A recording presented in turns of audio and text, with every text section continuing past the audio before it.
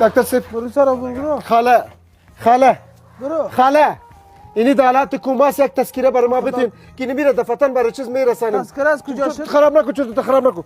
پرتو دوست سرم پرتو.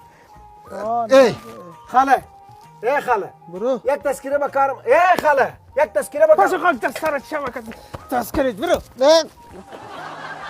خاک دستر ببوی چه و ما مریض دارم. یک تذکره رو دو ظالم هستی تو ظالم چقدر ظالم هستی تو کدی که تذکر سر ما وار کردی؟ چرا که وار کردم دیگه سر ما؟ آه دکتر ای خاله که مایی بسی بوام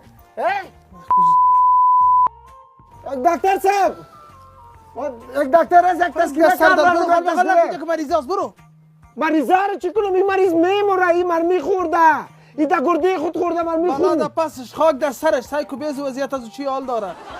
خاک در سر خودت میگه تو چی کنم ششک دکتر صاحب نه دکتر صاحب دکتر صاحب ما اینی مرمی خورده تا گرده خود دو مرمی خورده که یک مرمی در خود گردهش جای بجای شده گفتم من میجا زندگی میکنم خود مرمی گفته او یک مرمی او دیگه مرمی یک بار آمده خاله گفتم یک دانه تذکره که نمیره بالا کنم.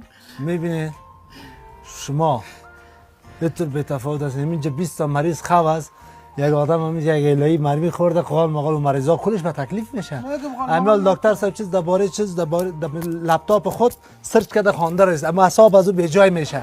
این می لحظه این تو قال مقال کردن نمون مردم. دکتر صاحب امی مریض ما مرمی خورده حالاتش خراب است. چی میخوای حال مرمیشت بکشیم؟ من میبرمش تموم شد با اونجا بستر نمودم و چیز پرتمش اگر هر وقتی که مثلا بعد از سرش چیز آمد او رو باز عملیات کنی مرمیش بکشی بیادر باز دستم یک تذکره برش بخوای خیر است. تذکره رو یکی از منزل حالا کی تا میکنه دکتر صاحب یکی دو دیگه اینا پارتی مردار میکنن چتل میشه تذکره. چی شده؟ این مریض ما مردار میشه او تذکره تان مردار میشه دیگه با شما خاطری چیست شما ماش میخورن شما را ماش میتین او غوره مقال نکو بیادر او غوره شما ماش میخوری باز بوشش نه ماش ترام میگیری لکه شده میاره نوک آورده باشه من خودم میبرمش او روزم یک دانه میتور یک تذکره را کشیدم تذکره خون پر شد. خیر از خودم در پشت ما وقت نوکریم خلاص شده دیگه ما غرض نیست.